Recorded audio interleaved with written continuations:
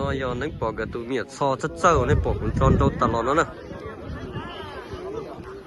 tròn tàu ăn chui rồi nó nói như muốn tròn tròn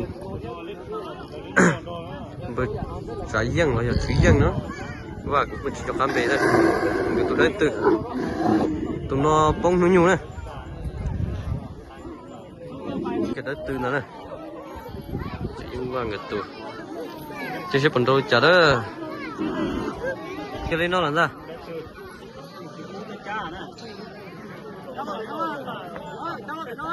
cái sẽ phần đôi chả lọt kia nó nữa nó bỏ cái tụi lọt kia nó thế này thế phần đôi chả đôi giữa tụi nó trâu kia nó ra trâu kia là đi cũng bỏ tụi nó cái to à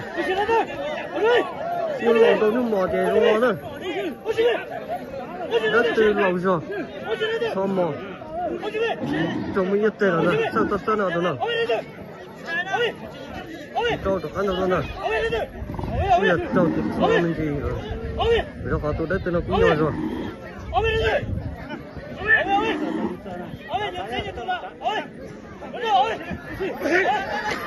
trâu kia là cái này nó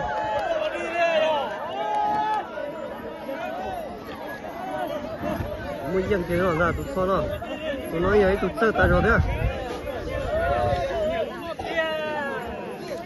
mới dân kia nó đó tụi sao nó dùng xe là tụi dân sơ xe là tụi xứ này cho cái tí thế này chơi đi tụi nó làm bớt chút tiền tụi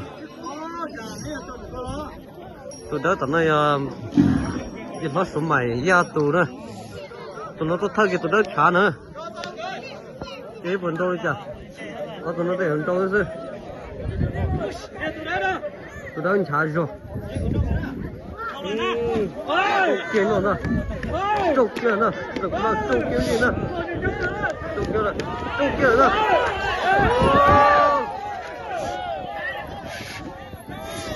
dân kia nó nè Chờ nó. Nhất thì mất kiểu cơn rồi đấy rồi.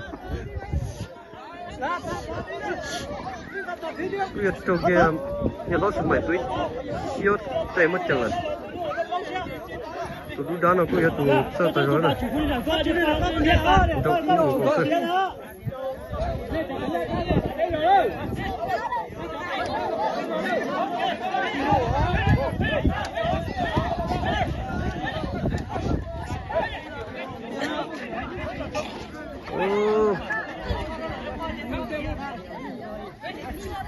Ở đây vô.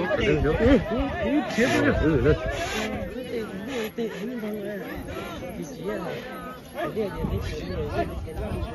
Tôi bắt tư rồi. Ai vậy anh đó tụi cái tì nó rơi chả luôn à?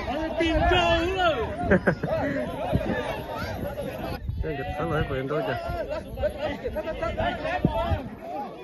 Nút chi rồi thế à? Một trâu săn nút chi thế chị? Chú lùa. Một có mấy gì cái đâu nào nói bọn tôi chả? Có số mà số cũng chạy đáy xe rồi. Xe có số mà tụi nó xin đâu đấy. Rong xe. Xe là tụi sư. Rong xe là tụi dân này. Tụi nó này, tụi xanh tụi. Nên đâu thấy tông tụi thì nó, mới thấy tông tụi này không? Xe phần đôi chả? Dạ, tụi nó chín đâu rồi. Đâu kia? Đâu nào? Đâu kia là? Đâu thứ kia là? Đâu kia là? Chẳng của nó là? Đâu kia? Thứ kia là? Không thể được.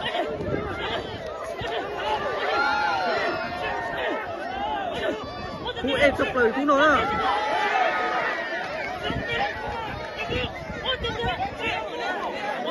Kia to lên rồi, tụi nó mà kia là tiền, trâu tây rồi nó trâu tiền rồi, tụi nó nó,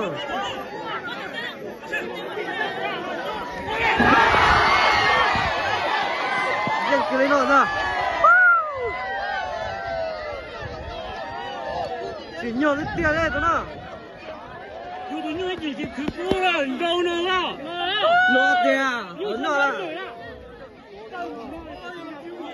Dân kia nó đó tụi nó này kìa